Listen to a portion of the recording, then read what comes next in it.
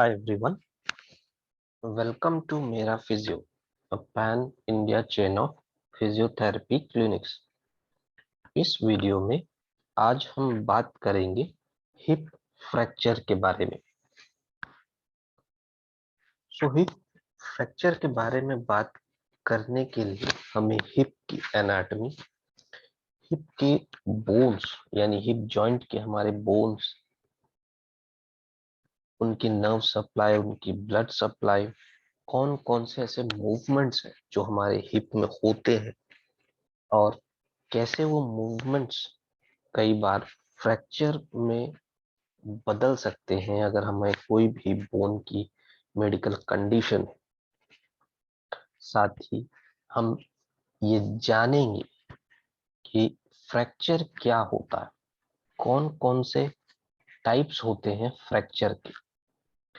Basically joints के बारे में जानने के बाद, फ्रैक्चर के बारे में जानने और समझने के बाद हम बात करेंगे हिप फ्रैक्चर के बारे में। बेसिकली आज का हमारा जो टॉपिक है वो है हिप फ्रैक्चर।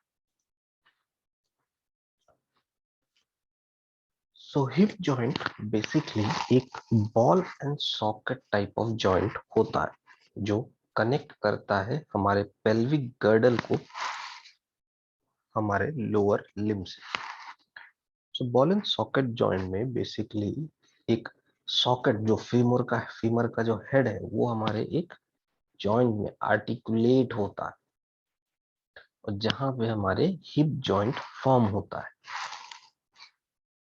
ये बॉल एंड सॉकेट जॉइंट है क्योंकि इसमें कई variety of range of motion available होते हैं, वैरायटी ऑफ मूवमेंट्स पॉसिबल होते हैं।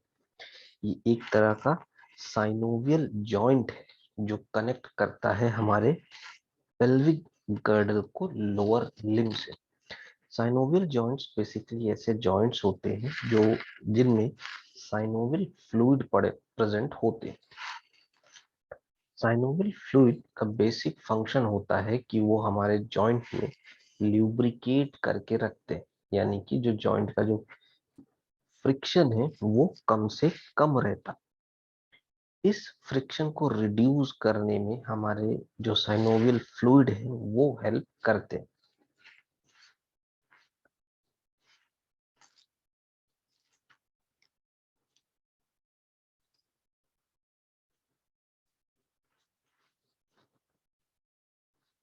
बेसिकली हिप जॉइंट में जो हमारा हेड ऑफ द फीमर है वो आर्टिकुलेट करता है एसिटाबुलम से। एसिटाबुलम बेसिकली हमारी जो पेल्विक बोन होती है या हिप बोन होती है उसे हम एसिटाबुलम कहते हैं। जब हमारा हेड ऑफ फीमर आर्टिकुलेट करता है एसिटाबुलम से तब हमारा हिप जॉइंट फॉर्म होता है। हिप जॉइंट बेसिकली एक मल्टी एक्सियल जॉइंट होता है जो एक variety of range of motion हमें देखने को मिलता है हमारे हिप जॉइंट में। और मल्टी एक्सियल जॉइंट होने के कारण, बॉल एंड सॉकेट जॉइंट होने के कारण ये सब मूवमेंट्स बहुत इजीली पॉसिबल होते। सो कौन कौन से मूवमेंट्स होते हैं, जैसे कि flexion, extension, abduction, adduction, external rotation, internal rotation और सरकमडक्शन। सो इन मूवमेंट में कौन कौन सी मसल्स हमें हेल्प करती हैं, इनके बारे में हम आगे बात करेंगे। और इन मूवमेंट से हम बेसिकली कौन सा अपना डेली एक्टिविटीज परफॉर्म करते हैं, कैसे इन मूवमेंट से हमारी जो डेली एक्टिविटीज है वो इजी हो जाती हैं, ये हम आगे इसी वीडियो में बात करेंगे। अगर हम हिप जॉइंट को ग्लिनोह्यूमरल यानी कि शोल्डर जॉइंट से कंपेयर करें, तो ये जॉइंट बेसिकली इसमें मोबिलिटी कम और स्टेबिलिटी ज्यादा होती है, क्योंकि ये सबसे ज्यादा वेट बेयरिंग जॉइंट होता है। हमारे जो अपर बॉडी है उसका जो पूरा वेट है वो हमारे हिप जॉइंट के ऊपर होता है, और वहीं से ये ट्रांसमिट होता है हमारे लोअर लिम्ब में। जैसे अगर हम खड़े हैं या हम स्टैंडिंग पोजीशन में, तो हमारा जो सबसे ज्यादा जो वेट होता है वो हमारे हिप जॉइंट्स पे पड़ता है, क्योंकि हमारे अपर बॉडी का जितना ज्यादा वेट होगा उतना ही ज्यादा वेट हमारे हिप जॉइंट्स को बियर करना पड़ेगा, और फिर वहां से ये वेट हमारा ट्रांसमिट होता है हमारे लोअर लिम्स में। हिप जॉइंट इसीलिए सबसे ज्यादा स्टेबल जॉइंट होता है ह्यूमन बॉडी में, और सबसे ज्यादा एक तरह से हम कह सकते हैं कि कॉम्प्लेक्स भी होता है। हमारे शोल्डर जॉइंट भी एक तरह का कॉम्प्लेक्स जॉइंट है, बट हमारा हिप जॉइंट भी उसी के कंपैरिजन में कॉम्प्लेक्स होता है। बट यहाँ पे मोबिलिटी सेक्रीफाइस होती है, क्योंकि यहाँ पे स्टेबिलिटी का यूज, ये स्टेबिलिटी प्रोवाइड करना इनका ज्यादा से ज्यादा फंक्शन होता है, और इसीलिए इनमें ज्यादा स्टेबिलिटी होती है। हमारी हिप जॉइंट हमारे शोल्डर जॉइंट के कंपेयर में ज्यादा स्टेबल होते हैं।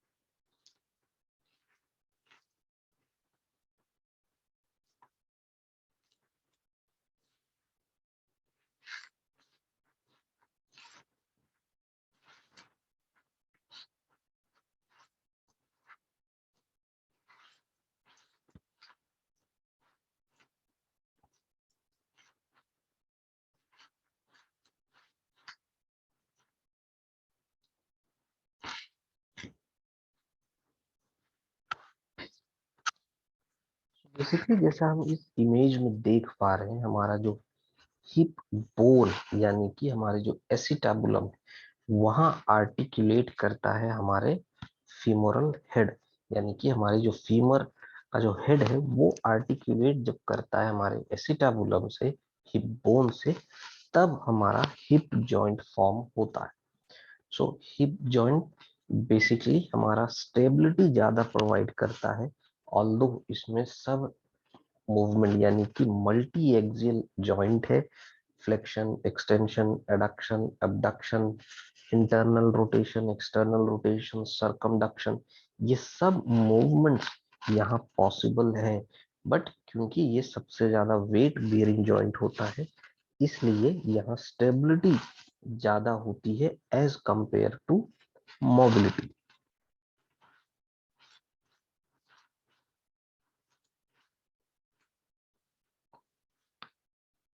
सो इस इमेज में हम देख सकते हैं अब हमारी जो पेल्विस है, हमारे जो हिप है, उसमें हमारा पेल्विस बोन जो है हमारे इलियम, इस्कियम, प्यूबिस, और हमारा जो फीमोरल हेड है वो, जैसे हम इस ग्रीन कलर का जो पोर्शन हम देख रहे हैं, वो वहां हमारा आर्टिकुलेट करके हमारा हिप जॉइंट फॉर्म होता है। सो एक तरह से ये वेट बियरिंग जॉइंट होता है, जो हमारे अपर बॉडी का जो वेट है वो सबसे ज्यादा वेट हमारा हिप जॉइंट बियर करता है, और वहीं से फिर ट्रांसमिट होता है, हमारा जो वेट है वो हमारे लोअर लिम्ब में, इसलिए यहाँ स्टेबिलिटी का रोल सबसे ज्यादा हो जाता है।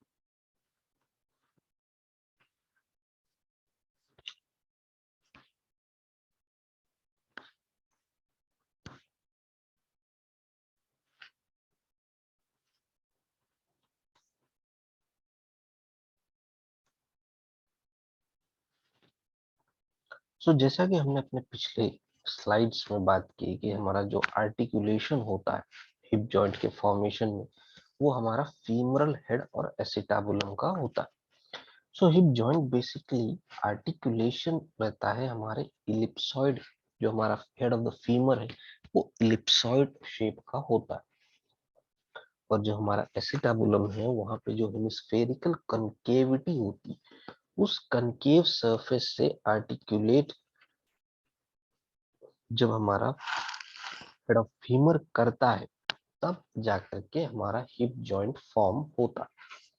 जो हमारा फीमोरल हेड है वो बेसिकली कवर्ड होता है हाइलिन कार्टिलेज से, जहाँ पे एक एक्सेप्शन होता है, एक रफ सेंट्रल डिप्रेशन यानी कि फोविया कैपिटिस।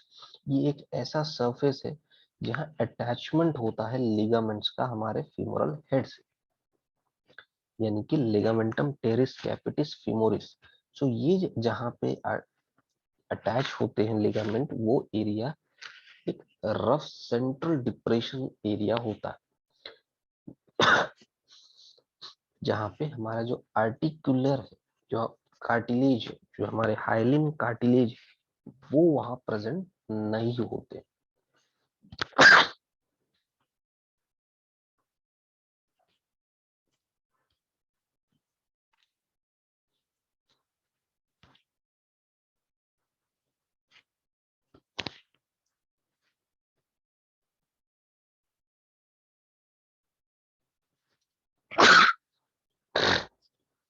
बेसिकली जो हमारा एसिटाबुलम, जिसमें आर्टिकुलेट करते हैं हमारा फीमोरल हेड, वो बना होता है हमारे 3 प्यूबिक बोन से, यानी कि हमारे जो इलियम, इस्कियम और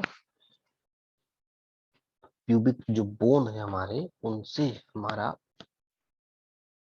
एसिटाबुलम बनता है। जब इनका फ्यूजन होता है तब हमारा जो एसिटाबुलम है वो फॉर्म होता है। ये बेसिकली बहुत सिग्निफिकेंट रोल प्ले करते हैं हमारे हिप जॉइंट की स्टेबिलिटी में, क्योंकि ये जो हेड ऑफ द फीमर है उसको पूरी तरीके से एनकम्पास कर लेते हैं, यानी कि पूरी तरीके से जो हमारा हेड ऑफ द फीमर है वो हमारे एसिटाबुलम के हेमिस्फेरिकल कनकेविटी में पूरी तरीके से फिट हो जाता है। एसिटाबुलम बेसिकली वहाँ एक प्रोमिनेंट सेमी लूनर रीजन होता है, जिसे हम ल्यूनेट सरफेस कहते हैं, जो कवर करता है हमारा आर्टिकुलर कार्टिलेज से। जो ल्यूनेट सरफेस है वो बेसिकली एक इनकम्प्लीट रिंग फॉर्म करता है, जो ऑक्यूपाई करता है हमारे सुपीरियर और हमारे लेटरल एस्पेक्ट्स ऑफ एसिटाबुलम। हमारा जो एसिटाबुलम है उसमें जो हमारे 3 एस्पेक्ट है, सुपीरियर, लेटरल और इंफीरियर। सो सुपीरियर और लेटरल को मिला के हमारा एक इनकम्प्लीट रिंग बनती। वो रिंग बेसिकली हमारा जो ल्यूनेट सरफेस है, जो कवर्ड रहता है आर्टिकुलर कार्टिलेज से, वो फॉर्म करते हैं। लेकिन यहाँ पे एक इंफीरियर जो सेगमेंट है वो मिस्ड आउट रहता है। ये जो सरफेस है वो बेसिकली हमारा जो ब्रॉडेस्ट सरफेस है, जो हमारा एंटीरियरली सुपीरियरली हमारा जो सरफेस है, यही सबसे ज्यादा वेट बियर करता है जब कोई भी पर्टिकुलर पर्सन स्टैंडिंग पोजीशन में होता है। सो स्टैंडिंग पोजीशन में सबसे ज्यादा वेट बियर करने वाला जो सरफेस है, अगर हम प्रिसाइजली बात करें तो वो है हमारा ल्यूनेट सरफेस।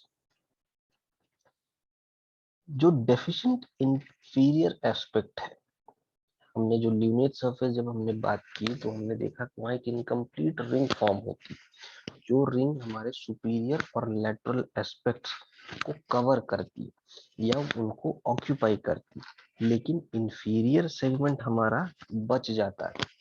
वो जो इंफीरियर सेगमेंट है वो बेसिकली हमारा फॉर्म करता है एसिटाबुलर नॉच।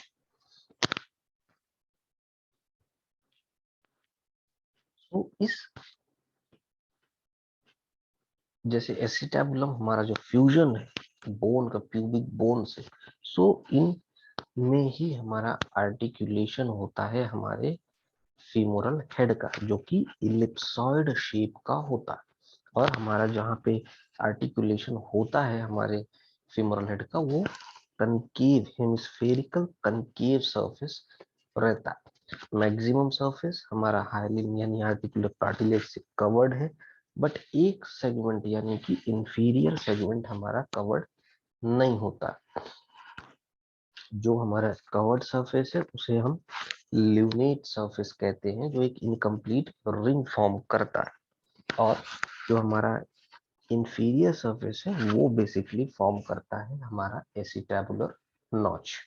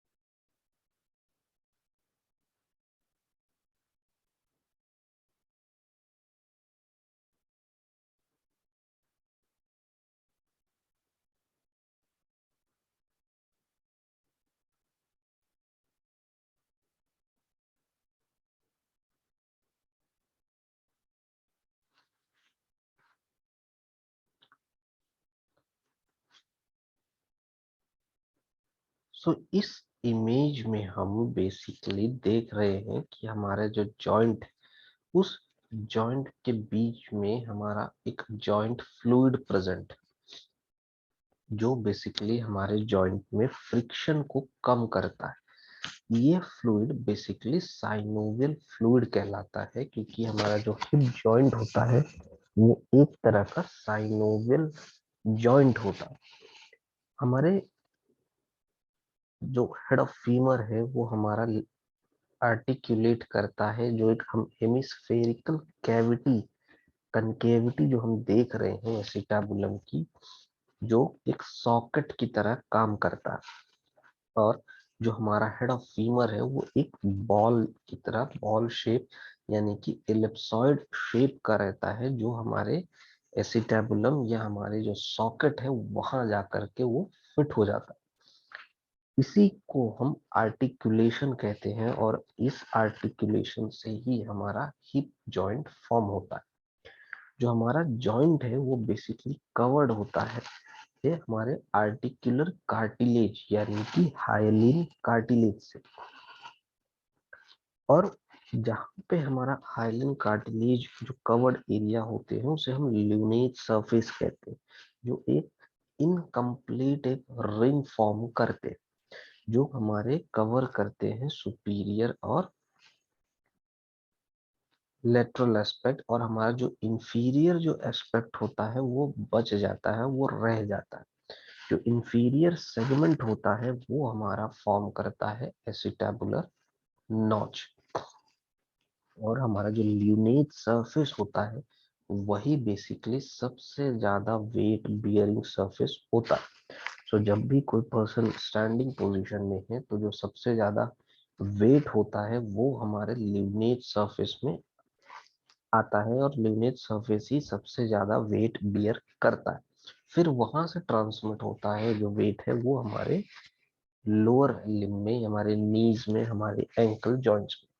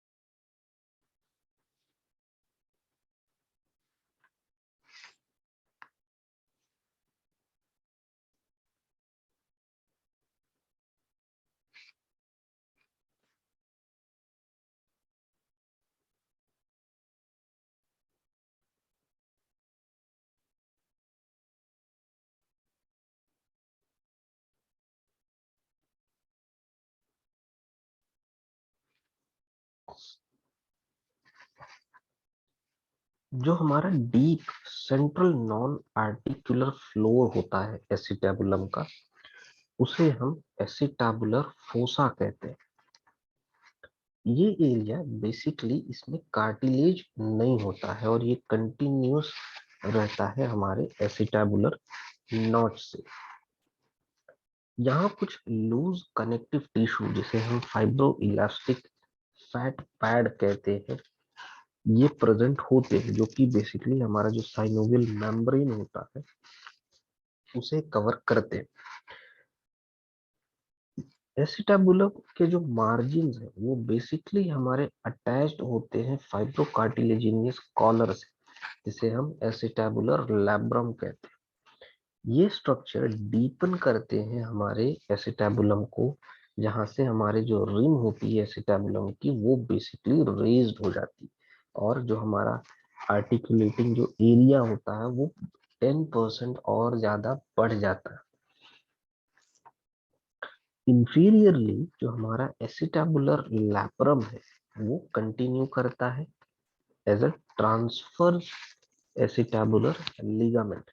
जो हमारा एसिटाबुलर नॉच और जो नॉच फोरामेन में कन्वर्ट होता है उनके बीच को एक ब्रिजिंग फॉर्म करता है।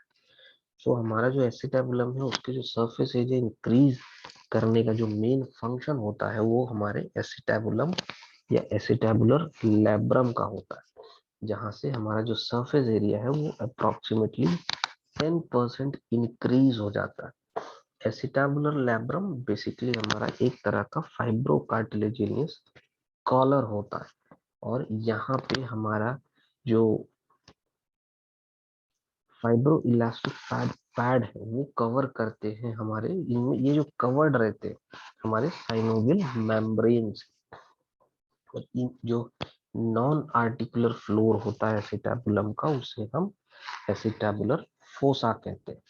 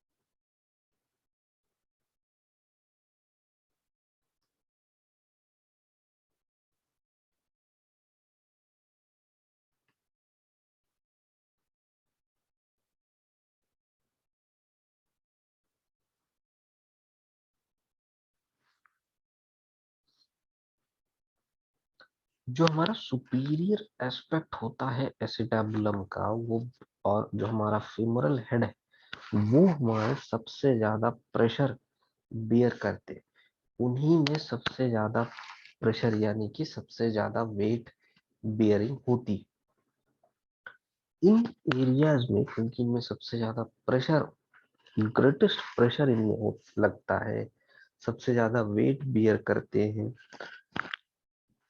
इसलिए यहाँ पे जो आर्टिकुलर कार्टिलेजेस होते हैं वो बाकी एरियाज के जो आर्टिकुलर कार्टिलेजेस होते हैं उनसे थिक होते हैं।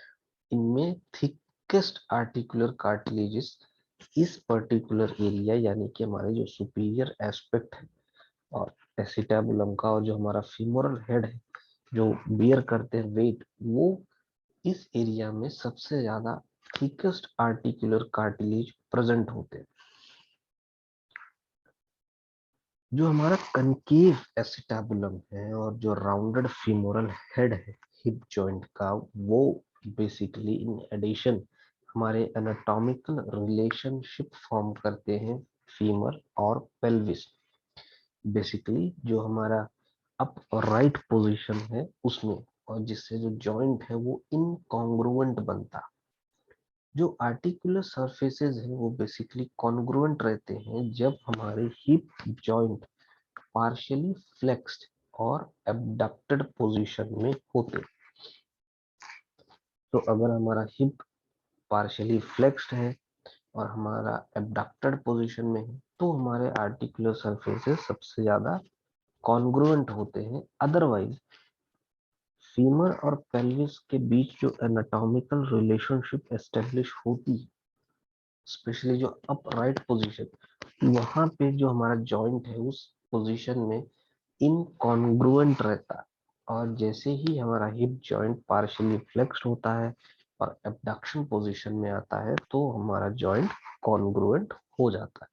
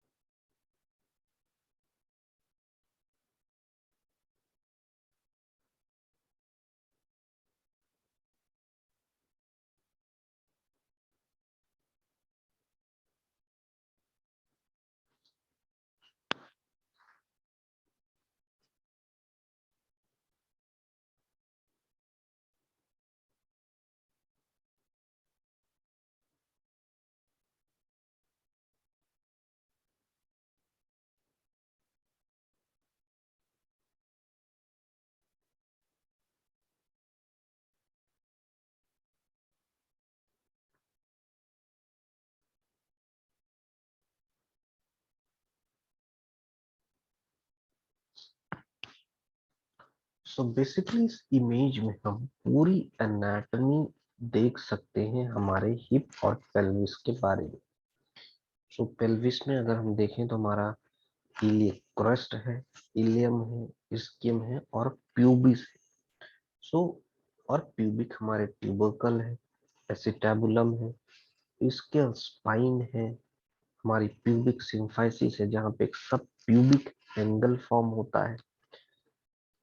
सैक्रम और इलियम को मिला करके हमारा सैक्रो इलियक जॉइंट फॉर्म होता है जहाँ पे हमारा एंटीरियर सुपीरियर इलियक स्पाइन है और एंटीरियर इंफीरियर इलियक स्पाइन है।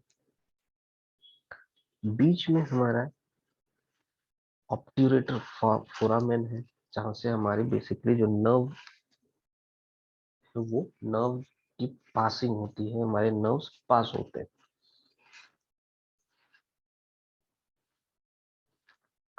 अभी तक हमने बात की बेसिकली बोनी स्ट्रक्चर्स के बारे में, यानी हमने बात किया डिफरेंट बोनी अटैचमेंट्स के बारे में, हमने बात किया जॉइंट्स के बारे में। अब हम बात करते हैं लिगामेंट स्ट्रक्चर्स यानी कि सपोर्टिंग स्ट्रक्चर्स के बारे में। लिगामेंट्स बेसिकली बहुत इंपॉर्टेंट रोल प्ले करते हैं किसी भी जॉइंट में, अगर खास तौर पे उसकी स्टेबिलिटी इंप्रूव करने के लिए या उसकी स्टेबिलिटी को इंक्रीज करने के लिए या उसकी स्टेबिलिटी को बढ़ाने के लिए। सो उसी तरीके से जो हमारे हिप जॉइंट के जो लिगामेंट्स हैं वो भी हिप जॉइंट की स्टेबिलिटी को इंक्रीज करते हैं। जो हमारे हिप जॉइंट के लिगामेंट्स हैं उन्हें बेसिकली दो ग्रुप्स में डिवाइड किया जाता है, इंट्रा कैप्सुलर और एक्स्ट्रा कैप्सुलर। जो हमारा इंट्रा कैप्सुलर लिगामेंट्स होते हैं ये हमारे हेड ऑफ द फीमर के लिगामेंट्स होते हैं। यानी कि जो इंट्रा कैप्सुलर लिगामेंट है वो हमारे हेड ऑफ द फीमर के लिगामेंट्स होते हैं। ये रिलेटिवली छोटे होते हैं स्ट्रक्चर में और ये हमारे एसिटाबुलर फोसा से हमारे फोविया ऑफ द फीमर तक जाते हैं। इनका स्ट्रक्चर जो है वो छोटा होता है लेकिन ये बेसिकली हमारे स्टेबिलिटी इंप्रूव करने में इनका इम्पोर्टेंट कंट्रीब्यूशन होता है। ये बेसिकली एनक्लोज करते हैं हमारी ऑब्ट्यूरेटर आर्टरी, यानी कि हमारी जो आर्टरी की जो ऑब्ट्यूरेटर आर्टरी की जो ब्रांच है, हमारी जो माइनर सोर्सेज होते हैं आर्टेरियल सप्लाई के जॉइंट को, तो उसकी एक ब्रांच को हमारे इंट्रा कैप्सुलर लिगामेंट्स एनक्लोज करते हैं। और ये लिगामेंट्स बेसिकली हमारे शुरू होते हैं एसिटाबुलर फोसा से और हमारे फोविया ऑफ द फीमर तक ये एक्सटेंड करते हैं।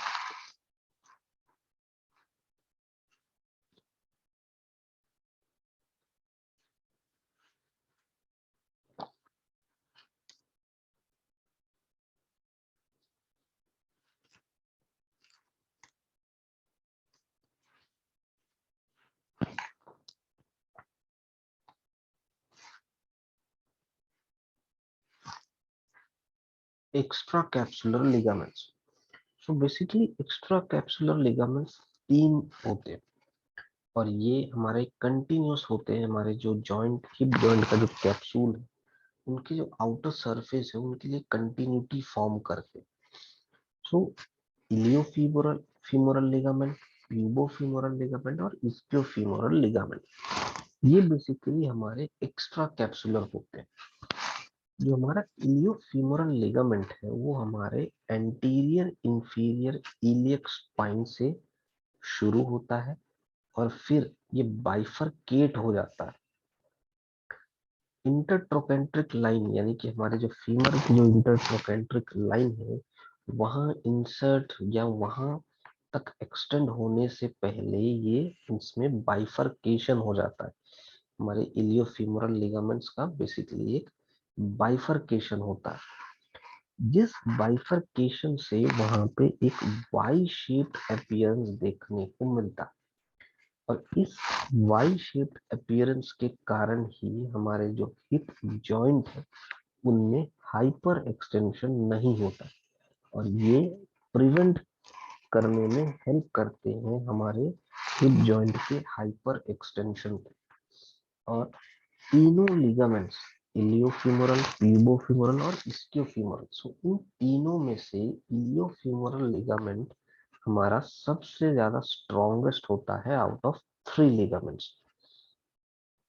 इसका मेन जो फंक्शन है वो हमारे हिप जॉइंट का हाइपर एक्सटेंशन से प्रिवेंट करना या हमारे हिप जॉइंट को हाइपर एक्सटेंशन से बचाना।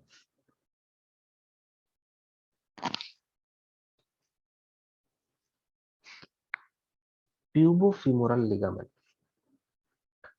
प्यूबोफीमोरल लिगामेंट ये हमारे सुपीरियर प्यूबिक रेमाई और जो इंटरट्रोकेंट्रिक लाइन होती है फीमर की उन दोनों के बीच में ही ये रहता है। यानी कि सुपीरियर प्यूबिक रेमाई से शुरू होकर के इंटरट्रोकेंट्रिक लाइन ऑफ फीमर तक ये एक्सटेंड करता है, जहां पे ये एक रीइंफोर्स करता है हमारे कैप्सूल को एंटीरियरली और इंफीरियरली। जैसा हमारा इलियोफेमोरल लिगामेंट बेसिकली एक वाई शेप्ड अपीयरेंस होता है, उसी तरीके से हमारा जो प्यूबोफेमोरल लिगामेंट है वो भी एक तरह से ट्रायंगुलर शेप का होता है। और ये जॉइंट में एक्सेसिव एब्डक्शन और एक्सेसिव एक्सटेंशन को प्रिवेंट करने में हेल्प करता है। सो जिस तरीके से हमारा इलियोफेमोरल लिगामेंट हमारे हिप जॉइंट में हाइपर एक्सटेंशन प्रिवेंट करता है, उसी तरीके से प्यूबोफेमोरल लिगामेंट एक्सेसिव एब्डक्शन और एक्सटेंशन को प्रिवेंट करने में हेल्प करते हैं।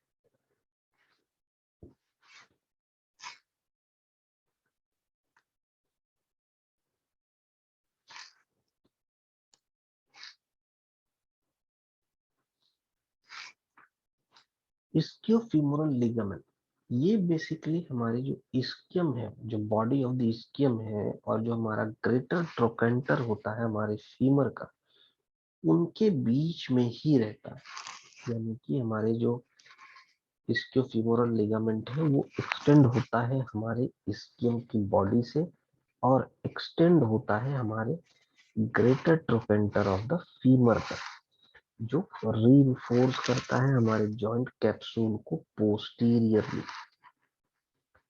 इसका बेसिकली एक स्पाइरल ओरिएंटेशन होता है। जैसे हमारे प्यूबोफेमोरल लिगामेंट और इलियोफेमोरल लिगामेंट है, उनके भी कुछ कुछ शेप होते हैं, वाई शेप और ट्रायंगुलर शेप। तो हमारे इस्कियोफेमोरल लिगामेंट है वो बेसिकली स्पाइरल ओरिएंटेशन रहता है इनका, और ये हमारे हाइपर एक्सटेंशन को प्रिवेंट करते हैं, और हमारे फीमोरल हेड को ये होल्ड रखते हैं एसिटाबुलम में। तो इस्कियोफेमोरल लिगामेंट का बेसिकली हमारा सबसे जो इम्पोर्टेंट फंक्शन है वो होता है फीमोरल हेड को होल्ड रखना एसिटाबुलम में।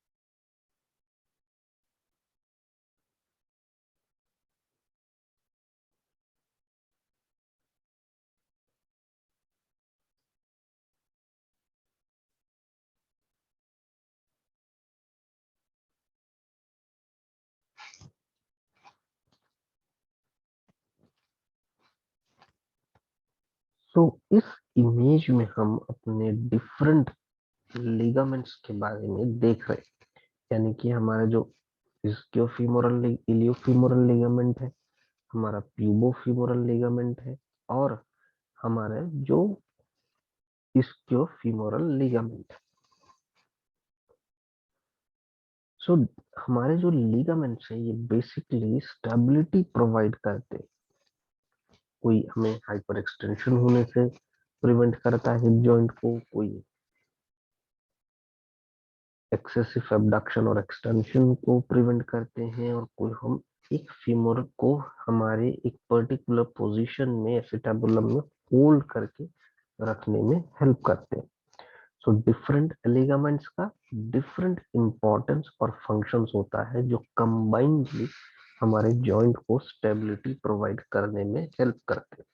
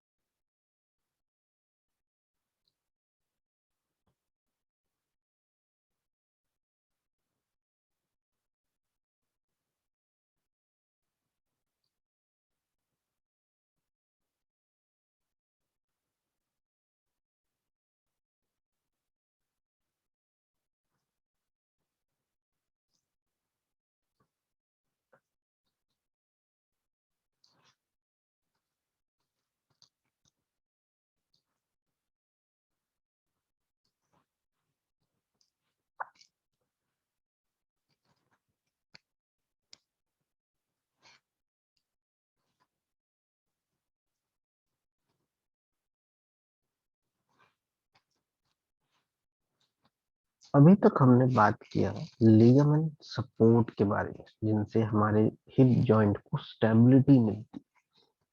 अब हम बात करते हैं न्यूरोवेस्कुलर स्ट्रक्चर के बारे में, यानी कि हमारे न्यूरोवेस्कुलर सप्लाई के बारे में, जिनसे हमारे हिप जॉइंट्स को सप्लाई होती।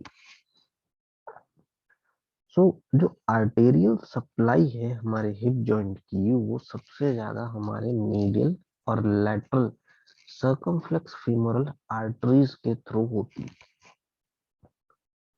जो कि ब्रांच करती हैं हमारी प्रोफंडा फीमोरल, यानी प्रोफंडा फीमोरिस आर्टरी, जो हमारी ब्रांच होती है हमारे डीप फीमोरल आर्टरी। ये एनास्टमोज करती हैं हमारे फीमोरल नेक में, और वहां एक रिंग फॉर्म करती हैं, जिससे हमारी कई स्मॉलर आर्टरीज एराइज करती हैं और हमारे हिप जॉइंट को सप्लाई करती हैं।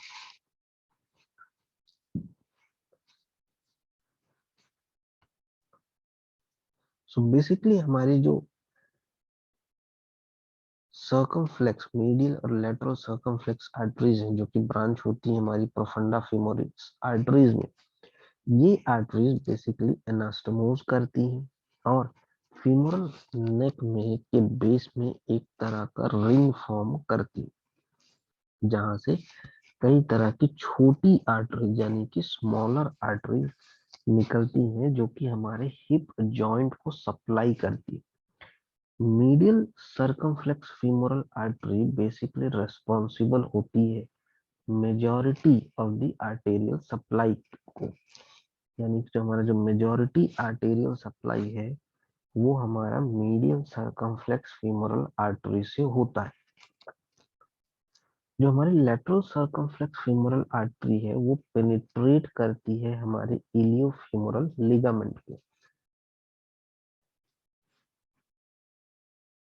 सो जब भी अगर हमारे मीडियल सर्कमफ्लेक्स फीमोरल आर्टरी में किसी भी तरह का डैमेज हो जाए तो उसी कट के कारण एवास्कुलर नेक्रोसिस होता है हमारे फीमोरल हेड का। एवास्कुलर नेक्रोसिस का मतलब कि हमारे जो ब्लड सप्लाई है वो डिसरप्ट हो जाना, ब्लड सप्लाई कट ऑफ हो जाना, जिसके कारण वहां पे जो सेल्स होते हैं वो डेड होने लगते हैं।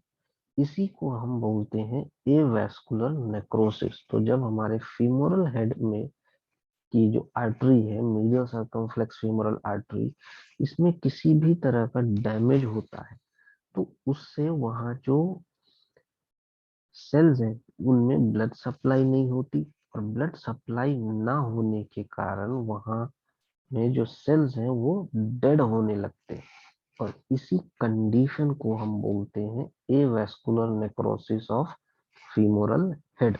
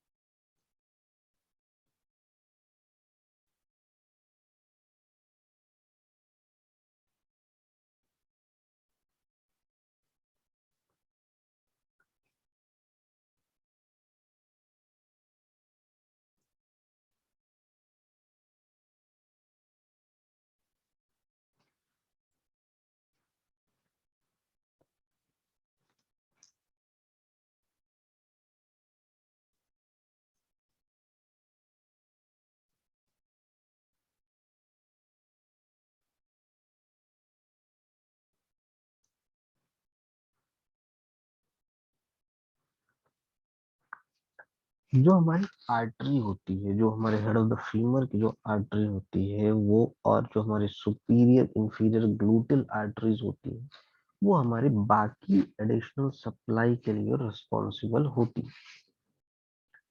सो अगर हम नर्व सप्लाई की बात करें तो जो हमारी हिप जॉइंट है वो बेसिकली इनर्वेटेड होते हैं primarily bye sciatic nerve, femoral और ऑब्ट्यूरेटर नर्व। सो तीन नर्व से बेसिकली हमारे हिप जॉइंट इनर्वेटेड होती है। वो है हमारे शियाटिक, फीमोरल और ऑब्ट्यूरेटर नर्व। ये नर्व्स बेसिकली हमारे, यही तीन नर्व्स बेसिकली हमारे नीज को भी इनर्वेट करती हैं।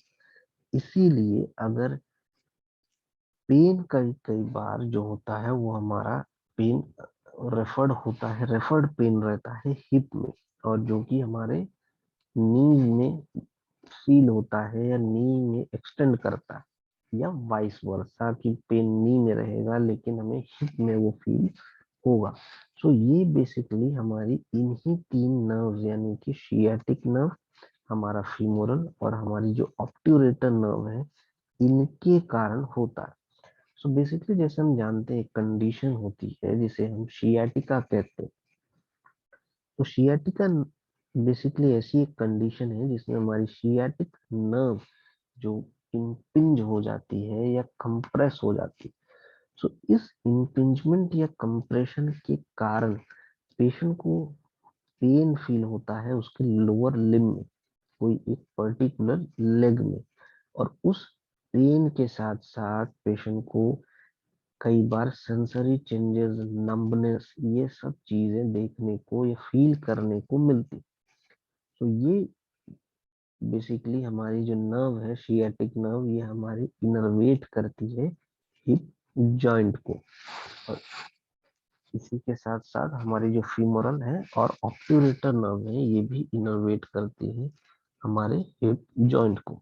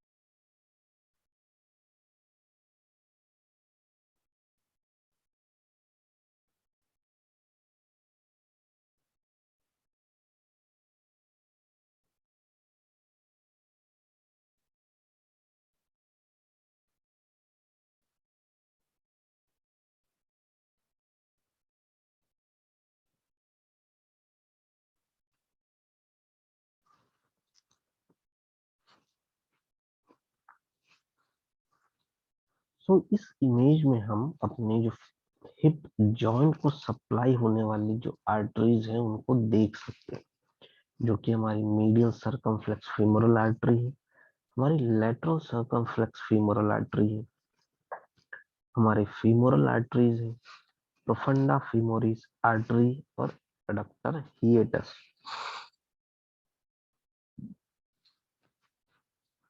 सो बेसिकली हमारे जो फीमोरल आर्टरीज हैं ये हमारे फीमोरल हेड को सप्लाई करती हैं और हमारे एसिटाबुलम को सप्लाई करती है। सो अगर ये आर्टरीज हम इनमें ब्लड सप्लाई कट ऑफ हो जाती है, या हमारी जो मीडियल सर्कमफ्लेक्स फीमोरल आर्टरी इसकी अगर ब्लड सप्लाई कट ऑफ हो जाती है या ये डैमेज हो जाती है, तो एवास्कुलर नेक्रोसिस जैसी कंडीशन अराइज होती है, जिसमें बेसिकली जो हमारे सेल्स होते हैं, हमारे फीमोरल हेड के जो सेल्स हैं वो डैमेज होने लगते हैं, उनमें डेथ होने लगती है। नेक्रोसिस का मतलब होता है कि सेल या टिश्यू की डेथ होना। सो पुअर ब्लड सप्लाई या डिसरप्टेड ब्लड सप्लाई के कारण जब भी सेल की डेथ होने लगती है, तो ऐसी कंडीशन को हम एवास्कुलर नेक्रोसिस कहते हैं, जो कि किसी भी जॉइंट में हो सकती है। और जब ये फीमर के हेड में होती है तो हम इसे avascular necrosis of the femoral head कहते हैं।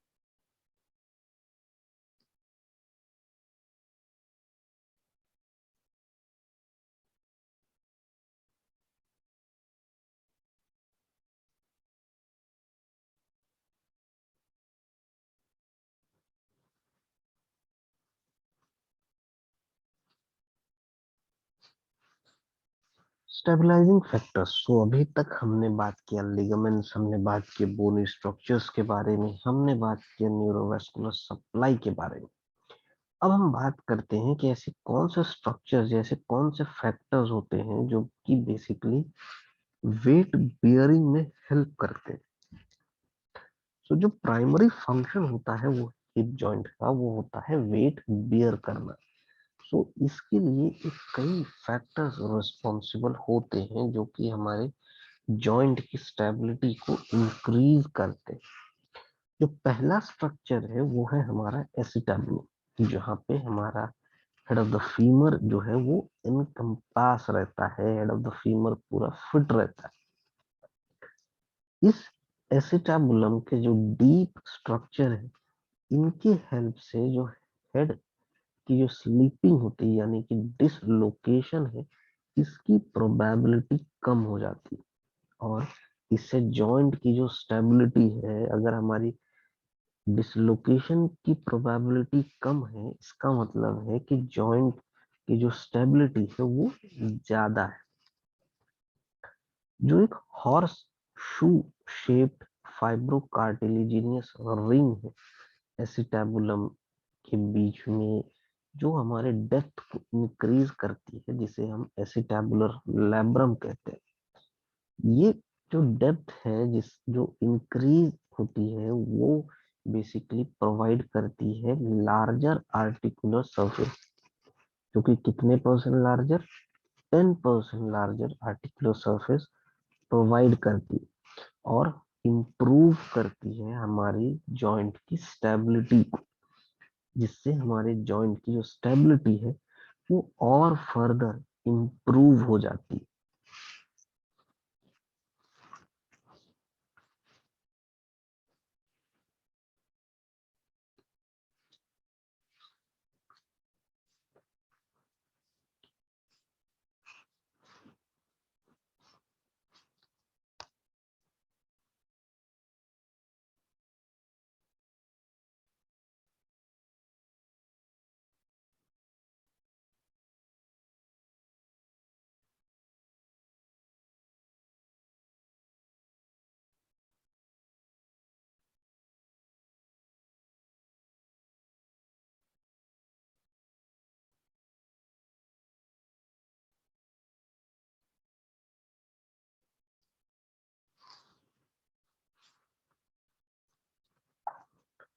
इलियोफिमोरल लिगामेंट, ट्यूबोफिमोरल लिगामेंट और इस्कियोफिमोरल लिगामेंट, जो कि बहुत ही स्ट्रॉन्ग और थिकन स्ट्रक्चर्स होते हैं, हमारे जॉइंट कैप्सूल को स्ट्रेंथ प्रोवाइड करते हैं। इनसे बेसिकली हमारी एक वैरायटी, एक डिग्री ऑफ स्टेबिलिटी इंप्रूव होती है। इन लिगामेंट्स में एक यूनिक स्पाइरल ओरिएंटेशन होता है, जो हमारे जो जॉइंट्स है उनमें एक टाइट होल्ड करके रखता है, जबकि जब भी हमारे जॉइंट्स एक्सटेंडेड पोजीशन में होते हैं। इन एडिशन जो हमारे मसल्स और लिगामेंट्स होते हैं वो एक रेसिप्रोकल फंक्शन में काम करते हैं हमारे हिप जॉइंट्स में। तो अगर हम एंटीरियरली बात करें तो हमारे जो लिगामेंट्स हैं वो सबसे ज्यादा स्ट्रॉन्गेस्ट होते हैं, और जो हमारे मीडियल फ्लेक्सर्स होते हैं वो हमारे सबसे ज्यादा वीकर होते हैं।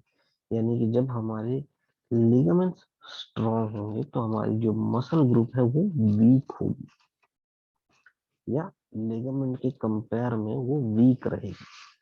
अगर हम पोस्टीरियरली बात करें तो हमारे जो लिगामेंट्स हैं वो वीकेस्ट होते हैं यहाँ पे, और यहाँ हमारे जो मिडिल रोटेटर होते हैं वो ज्यादा होते हैं नंबर में भी, और ये स्ट्रॉन्गर भी होते हैं।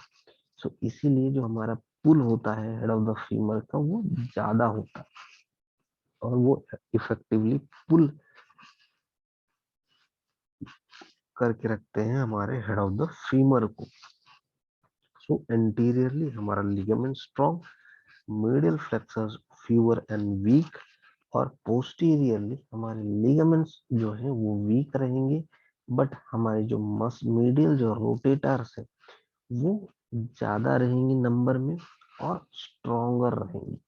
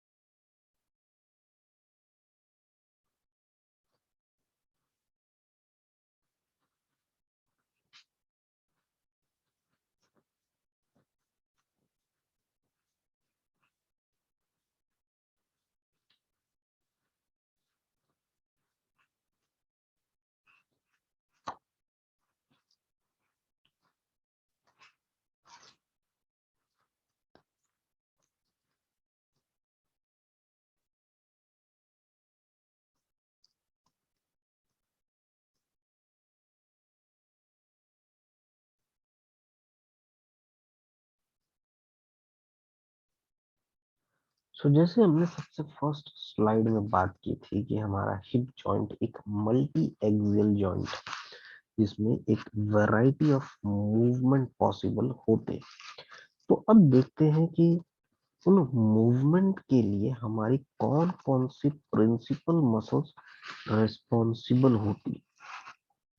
सबसे पहले बात करते हैं फ्लेक्शन के बारे में। जब भी हम फ्लेक्शन की बात करते हैं तो इलियोसस, रेक्टस फीमोरिस, सार्टोरियस और पेक्टिनियस, ये बेसिकली रिस्पॉन्सिबल होती हैं हमारे फ्लेक्शन मूवमेंट के लिए, यानी कि हमारे स्ट्रेट रेज लेग रेज के लिए।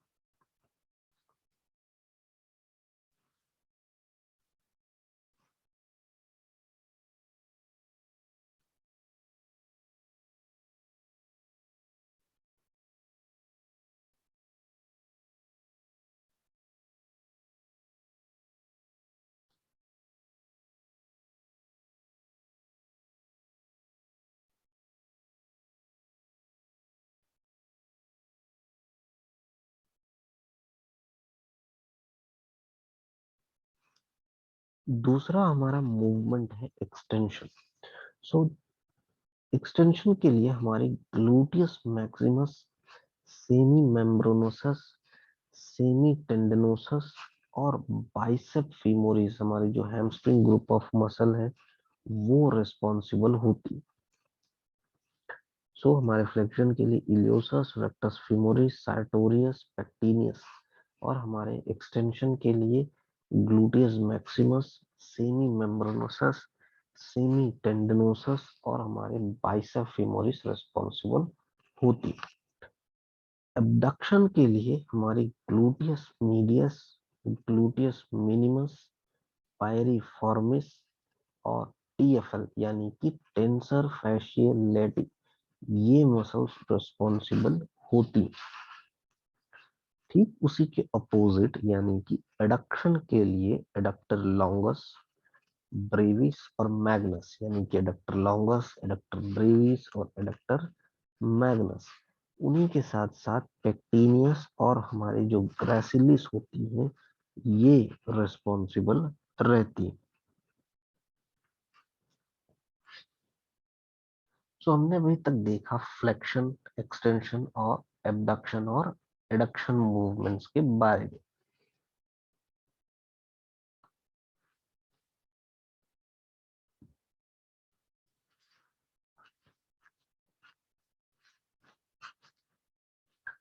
अब बात करते हैं रोटेशन, यानी कि लैटरल रोटेशन और मीडियल रोटेशन के बारे में।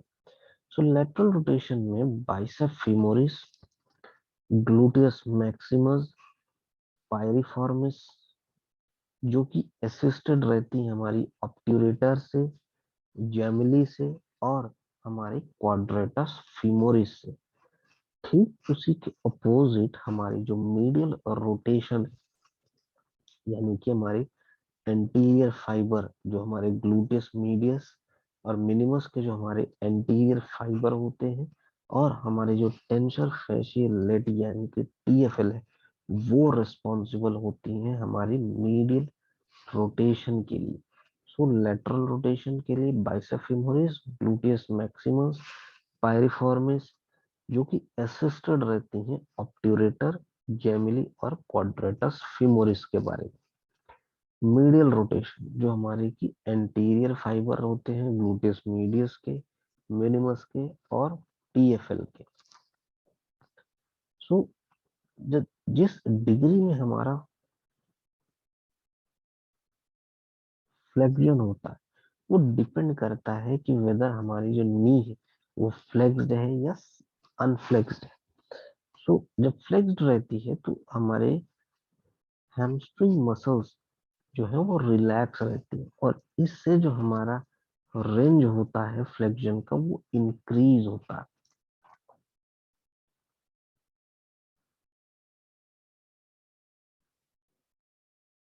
सो जो हमारा एक्सटेंशन होता है हिप जॉइंट का, ये लिमिटेड रहता है हमारे जॉइंट कैप्सूल से और हमारे इलियोफीमोरल लिगामेंट से, जो कि हमारे जॉइंट को हाइपर एक्सटेंशन होने से बचाते हैं। ये स्ट्रक्चर्स एक टाइट हो जाते हैं जब एक एक्सटेंशंस को हम एक एक लिमिट तक लेके जाते हैं। सो बेसिकली हमारे हिप के जो फ्लेक्शन की रेंज है वो डिपेंड करती है हमारे नी के पोजीशन, यानी नी के मूवमेंट में, यानी कि फ्लेक्स या अनफ्लेक्स। सो और एक्सटेंशन हमारा डिपेंड करती है हमारे इलियोफीमोरल लिगामेंट में और जॉइंट कैप्सूल्स में।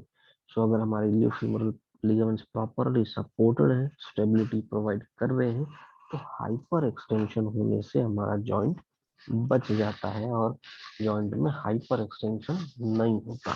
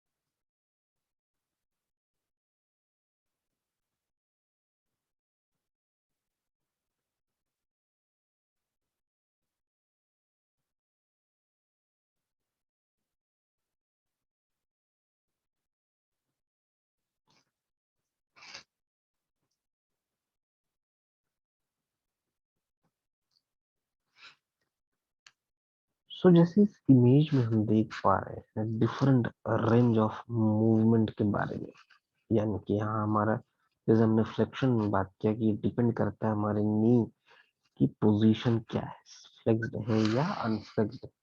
सो फ्लेक्शन और एक्सटेंशन बेसिकली हमारा समवेयर अराउंड 120 से 140 डिग्री का होता है, और जो हमारा एबडक्शन एडक्शन है वो 60 से 80 डिग्री के बीच का की जो रेंज है उसमें रहती। वही हमारा लेटरल और जो मिडिल रोटेशन है, यानी इंटरनल और एक्सटर्नल जो रोटेशन है, वो बेसिकली हमारा 60 से 90 डिग्री के बीच का ही रहता है।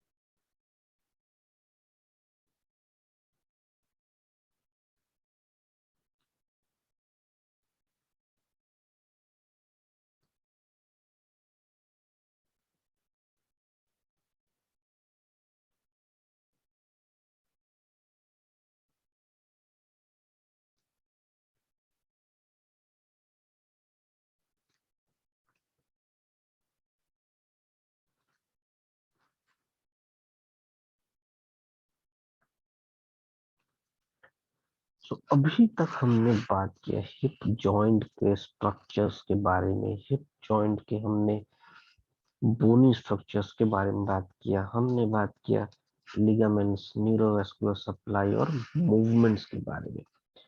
अब हम बात करते हैं फ्रैक्चर के बारे में। सो बेसिकली फ्रैक्चर होता क्या है? तो जब भी हम बात करते हैं कि एक बोन का फ्रैक्चर हुआ है, तो बेसिकली उस बोन की कंटिन्यूटी में जब कोई भी ब्रेक हो जाता है तो उसे हम बोन फ्रैक्चर कहते हैं। जो एक जब भी एक सिग्निफिकेंट परसेंटेज में बोन फ्रैक्चर होता है तो वो हमेशा किसी न किसी हाई इम्पैक्ट फोर्स या स्ट्रेस के कारण होता है। लेकिन जो फ्रैक्चर है वो कभी कभी किसी मेडिकल कंडीशन के कारण भी हो सकता है, जिससे बोन की वीकनिंग हो सकती है। ये मेडिकल कंडीशंस ऑस्टियोपोरोसिस हो सकते हैं या किसी भी टाइप का कैंसर हो सकता है। सो मेडिकल टर्म, अगर हमारे या मेडिकल कंडीशन किसी के कारण किसी तरीके का फ्रैक्चर हुआ है, तो ऐसे फ्रैक्चर को हम मेडिकली पैथोलॉजिकल फ्रैक्चर से क्लासिफाई या मेडिकल टर्मिनोलॉजी जो यूज करते हैं वो है पैथोलॉजिकल फ्रैक्चर।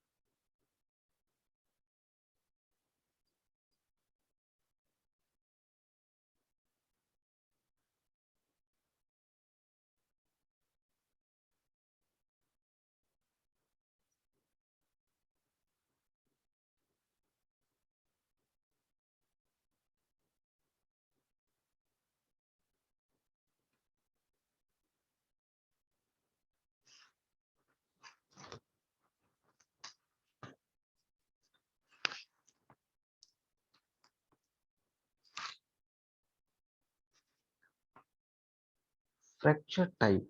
सो बेसिकली कई तरह के हमारे टाइप ऑफ फ्रैक्चर होते हैं, जैसे कि avulsion fracture, comminuted fracture, green stick fracture, hairline fracture, spiral fractures और भी टाइप्स जिनके बारे में हम आगे स्लाइड में बात करेंगे।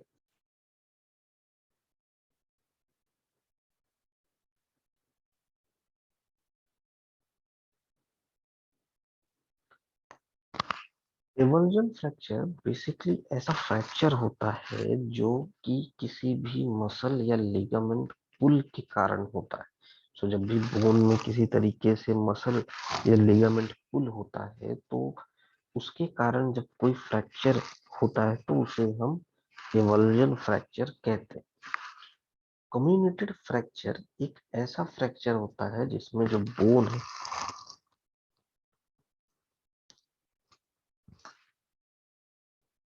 वो कई डिफरेंट पीसेस में टूट जाती है या बिखर जाती है। सो इससे एक ये तब भी होता है जब कोई बहुत इम्पोर्टेंट या बहुत हाई इम्पैक्ट का फोर्स पड़ता है बोन में, और जिससे हमारी जो बोन है वो शैटर हो जाती है या कई पीसेस में डिवाइड हो जाती है। ग्रीन स्टिक फ्रैक्चर, सो इससे जो हमारा बोन है वो पार्टली ब्रेक हो जाता है या पार्टली फ्रैक्चर होता है एक साइड से, बट कंप्लीट फ्रैक्चर नहीं होता, जिससे जो हमारी जो बोन है वो बेंड हो जाती है। Hairline fracture, so basically ये सबसे थिन और पार्शियल फ्रैक्चर होता है बोन का। सो सबसे जो माइनर जो फ्रैक्चर होता है उसे हम हेयर लाइन फ्रैक्चर कहते हैं।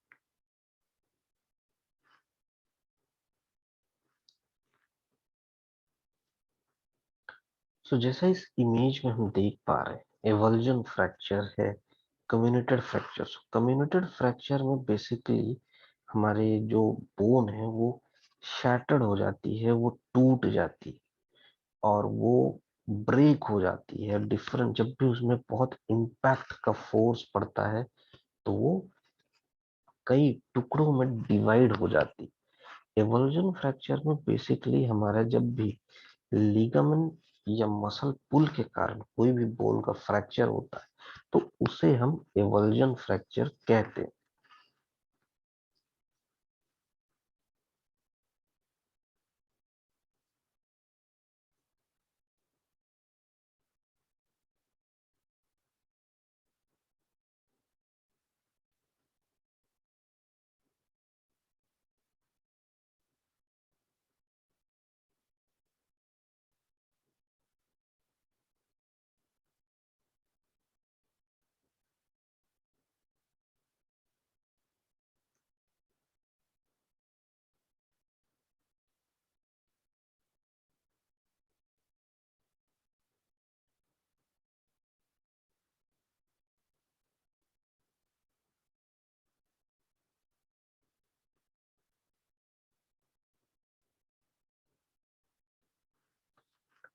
हेयरलाइन फ्रैक्चर बेसिकली सबसे माइनर फ्रैक्चर होता है और इस फ्रैक्चर में एक बहुत थिन लाइन देखने को मिलती है।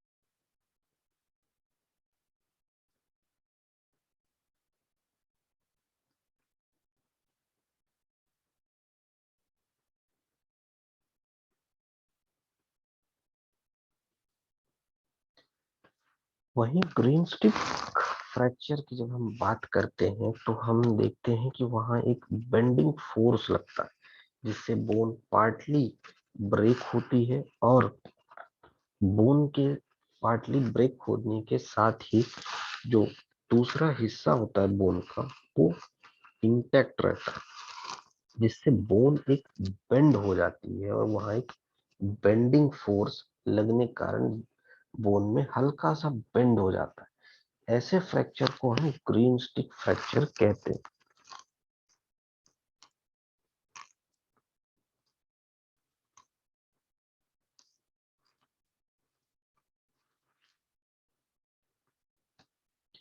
ऑब्लिक फ्रैक्चर, सो ऑब्लिक फ्रैक्चर बेसिकली तब होता है जब एक बोन की जो लॉन्ग एक्सिस है उसके अपोजिट में जब भी कोई फ्रैक्चर होता है तो हम उसे ऑब्लिक फ्रैक्चर कहते हैं। स्पाइरल फ्रैक्चर बेसिकली तब होता है जब बोन एटलीस्ट एक पार्ट से ब्रेक और ट्विस्ट हो जाए तो उससे हम बेसिकली स्पाइरल फ्रैक्चर कहते हैं। Stress fracture, stress fracture basically कई बार रिपीटेड स्ट्रेस और स्ट्रेन के कारण जो फ्रैक्चर होता है उसे हम स्ट्रेस फ्रैक्चर कहते हैं। ये सबसे ज्यादा एथलीट्स में देखने को मिलता। Transverse fracture, transverse fracture basically एक स्ट्रेट ब्रेक होता है बोन में, जिससे जो बोन होती है वो क्रॉस वो ब्रेक होती है। तो ऐसे फ्रैक्चर को हम ट्रांसवर्स फ्रैक्चर कहते हैं। सो ऑब्लिक फ्रैक्चर जिसमें हम बोन के जो ऑब्लिक में अगर अपोजिट में फ्रैक्चर होता है तो उसे हम ऑब्लिक फ्रैक्चर कहते हैं। स्पाइरल फ्रैक्चर, जब भी कभी बहुत ज्यादा स्ट्रेस या स्ट्रेन पड़ने के कारण बोन फ्रैक्चर होती है तो उसे हम स्ट्रेस फ्रैक्चर कहते हैं। ट्रांसवर्स यानी कि ट्रांसवर्सली जब बोन ब्रेक होती है तो उसे हम ट्रांसवर्स फ्रैक्चर कहते हैं।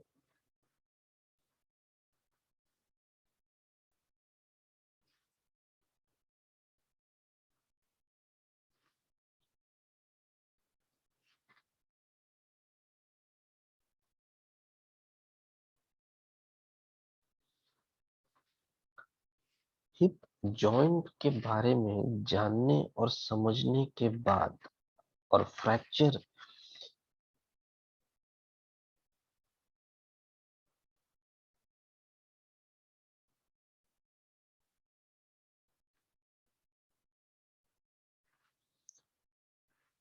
को जानने और समझने के बाद हम अब बात करते हैं हिप फ्रैक्चर के बारे में। सो हिप फ्रैक्चर बेसिकली तब होता है अगर हमारी जो थाई बोन है यानी कि फीमर बोन ब्रेक होती है। ये इंजरी बेसिकली तब होती है अगर कोई road traffic accident, car accident होता है या कोई बहुत हाइट से गिरता है। हिप फ्रैक्चर बहुत कॉमनली देखने को मिलता है ओल्डर पीपल में, या क्योंकि उनमें जो बोन की वीकनिंग होती है और जो वीकनिंग के कारण बोन्स होते हैं वो बहुत ही ब्रिटल होते हैं और वो एज के साथ और भी ब्रिटल और फ्रेजाइल होने लगते हैं। इसलिए ऐसे लोगों में हिप फ्रैक्चर ज्यादातर देखने को मिलता है। मोस्ट हिप फ्रैक्चर जो है इनमें हमें पेन, एक्सेसिव पेन देखने को मिलेगा और सर्जरी की रिक्वायरमेंट जल्दी पड़ सकती है। कुछ लोगों में टोटल हिप रिप्लेसमेंट भी परफॉर्म करना पड़ सकता है हिप फ्रैक्चर को करेक्ट करने के लिए।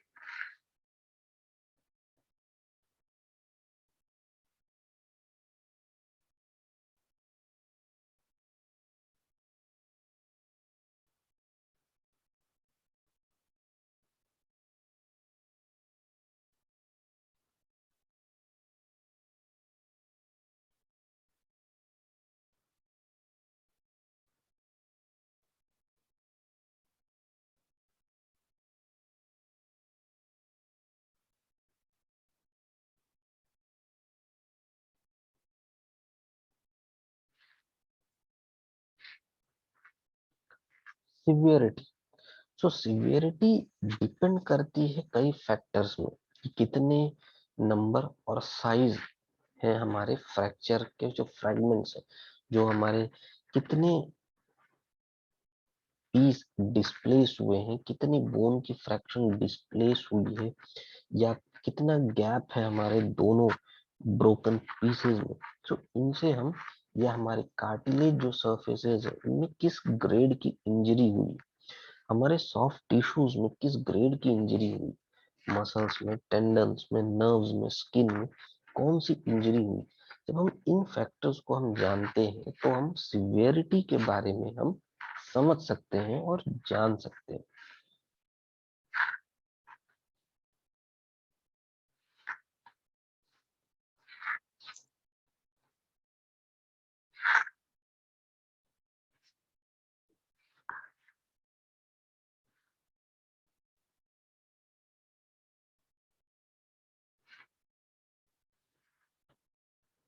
अगर बोन कई हिस्सों में ब्रेक हुआ और ब्रेक होके वो स्किन या वुंड, ओपन वुंड फॉर्म हुआ है, तो हम बोन को ओपन और कंपाउंड फ्रैक्चर में भी क्लासिफाई कर सकते हैं। ये जो टाइप ऑफ फ्रैक्चर है बेसिकली ये सीरियस होते हैं क्योंकि इनमें जो स्किन है वो ब्रेक हो जाती है, वुंड में इंफेक्शन हो सकता है और बोन में भी इंफेक्शन हो सकता है। इसलिए ऐसे फ्रैक्चर्स में बेसिकली तुरंत ट्रीटमेंट की जरूरत पड़ती है सो दैट जो इन्फेक्शन है उन्हें प्रिवेंट किया जा सके। जो ओपन फ्रैक्चर होते हैं एसिटाबुलम के, वो या हमारे हिप के, थोड़ा रेयर होते हैं। जैसे हम एसिटाबुलम में आर्टिकुलेट करते हैं हमारा हेड ऑफ फीमर, सो इसलिए अगर हमारा एसिटाबुलम का फ्रैक्चर हो रहा है तो उससे हमारे जो इसमें जो ओपन टाइप का जो फ्रैक्चर होता है वो काफी रेयर होता है क्योंकि जो हिप जॉइंट है वो काफी सॉफ्ट टिश्यू से कवर्ड अप होते हैं। सो अगर ऐसा फ्रैक्चर हुआ है, ओपन फ्रैक्चर हुआ है, तो ये because of high energy trauma के कारण होता है।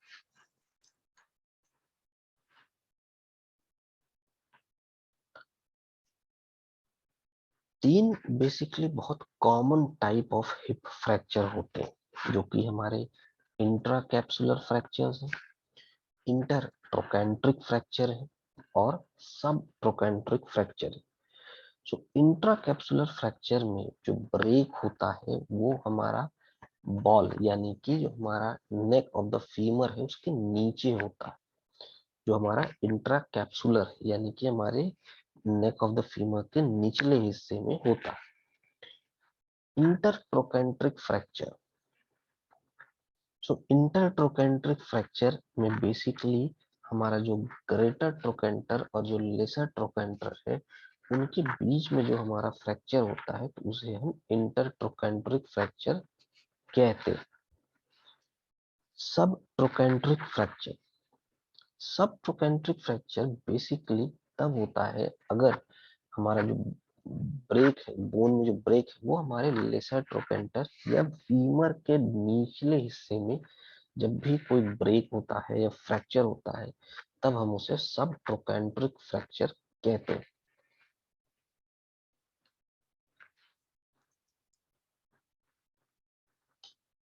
सो इस इमेज में बेसिकली हम तीन टाइप के हिप फ्रैक्चर देख सकते हैं। जिसमें हमारा इंट्रा कैप्सुलर हिप फ्रैक्चर है, एक्स्ट्रा कैप्सुलर ट्रोकेंट्रिक फ्रैक्चर है और extra capsular subtrochanteric fracture है। यहाँ किसी भी तरह का डिस्प्लेसमेंट नहीं हुआ है, इसलिए ये तीनों ही non displaced intracapsular hip fracture और non displaced extracapsular trochanteric fracture और non displaced extracapsular subtrochanteric fracture है।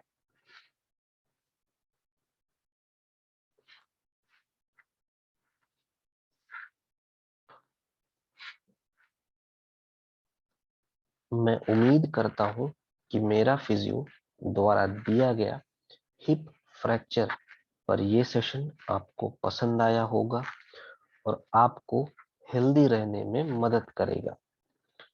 इसी के साथ ये वीडियो यहीं पर समाप्त करते हैं। धन्यवाद।